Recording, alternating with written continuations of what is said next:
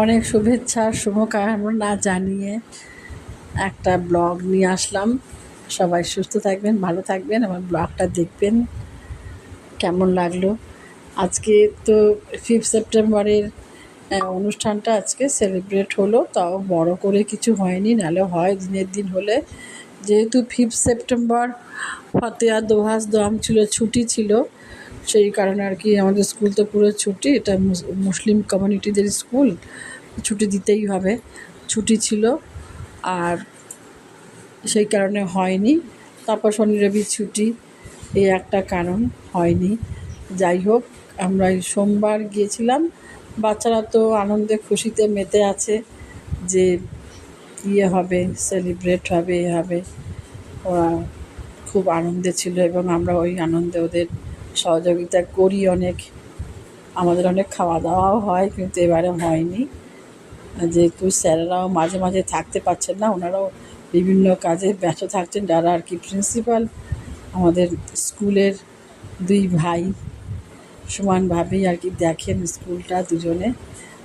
আমরা থাকতে পারছেন না সব সময়। এবার বাচ্চাদের স্কুল তো 1 to 5 এখানে রয়েছে, আমাদের ব্রাঞ্চ আছে আরও, সেখানেও যেতে হয়।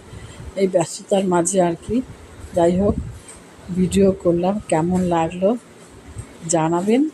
এবং ইউটিউবকে অনুরোধ করছি আমাকে একটু এগিয়ে নিয়ে যাওয়ার চেষ্টা করুন।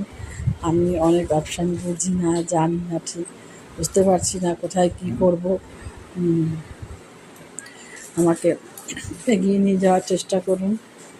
আর আমি আমার সব পরিচিতদেরও বলছি, আমার ব্লগটা দেখবেন বা দেখবে, দেখে আমাকে এগিয়ে নিয়ে যাওয়ার চেষ্টা করবে সবাই।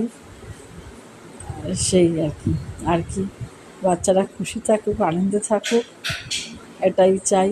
এবং তার সাথে পড়াশোনাটাও করতে হবে এবং মানুষ হতে হবে। সবার আগে বলা হয় ওদের যে তোমরা পড়াশোনা করার থেকেও মানুষ হও আগে।